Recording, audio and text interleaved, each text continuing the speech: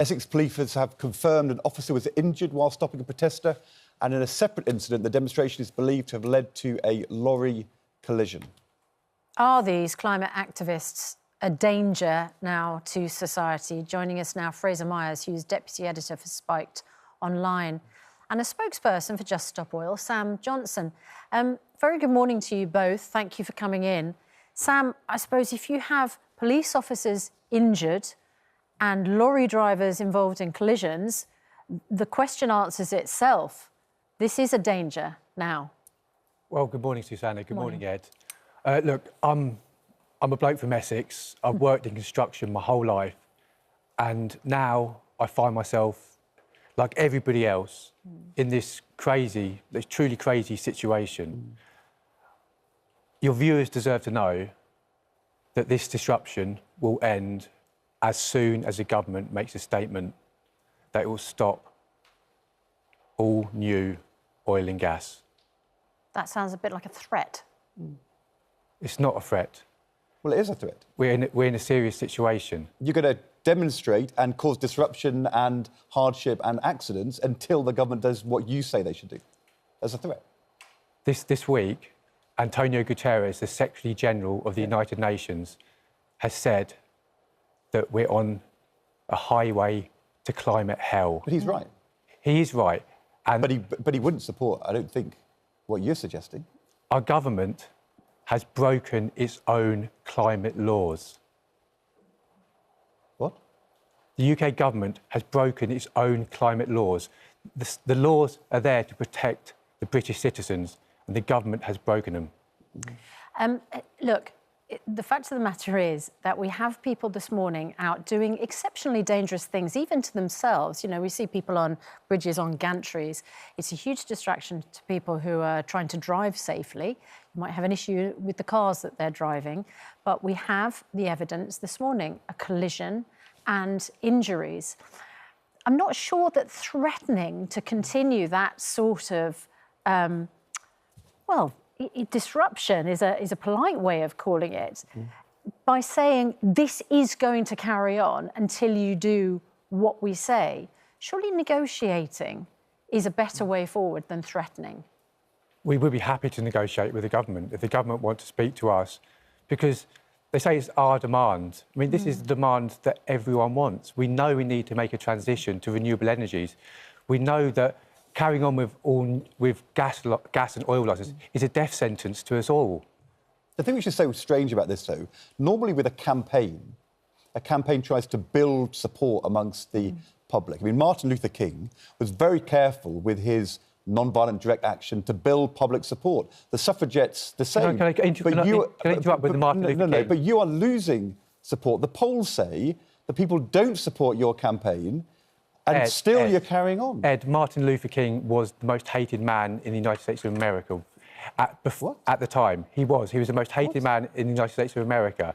He was a hero. Where did we get the polling on that? He was a hero who built support. People can check that out. They can look it up. What are you talking about? That is a fact. He was the most hated man in America. He was hated by some people. No, he was hated by police officers in 1 year who brutalised protesters by causing violence on the streets, which is, to be honest, something that you should learn from. People can check that out, but that is true. What we need You're losing public support. Our polling shows the public don't support what you're doing. You are making it harder for sensible people who want to tackle climate change to pursue the right agenda, because what you do is alienate the public by acting in a violent way, losing public support. You are setting back the task of tackling climate change. You're making things worse. That's not true. It is true. A recent poll... You're losing public support. Ed, you're asking me a question here, or are you just ranting at me?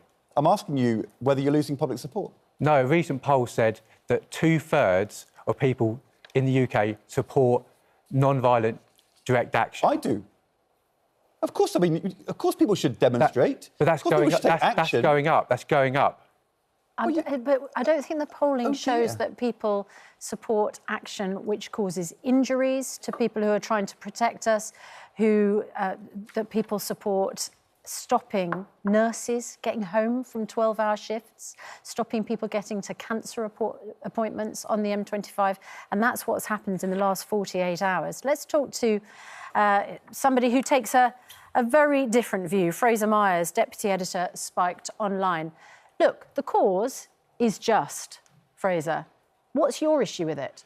Well, I think Just Stop Oil is not so much concerned about climate change as hysterical and apocalyptic about climate change. And this is what is driving some of this, I think, frankly, cult-like behaviour. This is... You call it a cult? It resembles a cult. I don't think it is a cult. I think, you know, it's starting to move away from a kind of protest movement because, as you've just pointed out, you know, they don't care if the public are on side. They don't seem to care if they mess around the public and inconvenience people, and if people, you know, lose work or get injured. And they're clearly not winning people over to their cause. And also, it is, let's be honest, straying away from the hard science here. You know, we're talking about, he was talking about oil being a death sentence, these new oil fields. They're not a death sentence. You know, we know why the government's doing it. It's because there's a catastrophic energy crisis. The IPCC doesn't say things like what, you know, Extinction Rebellion co-founder says, that climate change is going to kill 6 billion people. That's not the science. That's a doomsday narrative that has no relationship to reality. But unfortunately, that is what seems to be driving this kind of action. The energy crisis is caused by oil and gas. That's what's causing it. Renewables... By shortage of oil. No, renewables... By Putin's invasion of Ukraine. No, renewables are 9 times cheaper. The largest solar farm in the UK was rolled out in 6 weeks. You've got an energy source that's 9 times cheaper. Would your viewers prefer an energy bill land on their doormat for, like, £3,600 or an energy bill for £400? That's what we're talking about. We're talking about a just transition to renewable energies. Sam, you talk about... Look, the point is that everybody is concerned about climate change, and we all want measures to be introduced which, you know, make sure that people don't suffer. But we're talking about your tactics. And, you know, you came in and said it's going to, you know, there's no question about it. We're going to carry on with all the awful consequences for people trying to get to work, nurses trying to get home from long shifts, people trying to get to hospital appointments. You're saying, don't care about that because we're going to do it anyway. It's a threat. You also said the public's on your side, but the latest polling from YouGov says that they asked the question, do your sympathies lie more with the climate change protesters or the motorists who are being stopped on the M25? 8% sympathise with you, 52% sympathise with the motorists.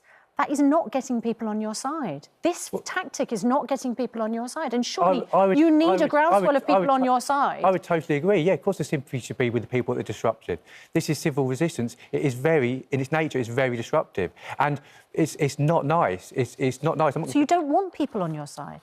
It's not that we don't want people on our side. I'm not going to pretend that this is nice and people are having their days ruined. But what we need to do is we need to stop talking about what we're doing and then why we're doing it, because the why is really important. It's a really important question to ask. The trouble is people are distracted by what you're doing. We can talk about it's become the distraction. And if you want to win a campaign, making people hate you in order to win a campaign is not good. It's not a good way to proceed. Ed and Susanna, the media always want to talk about the what. We need to put the why. A good friend of mine... Have you watched this programme?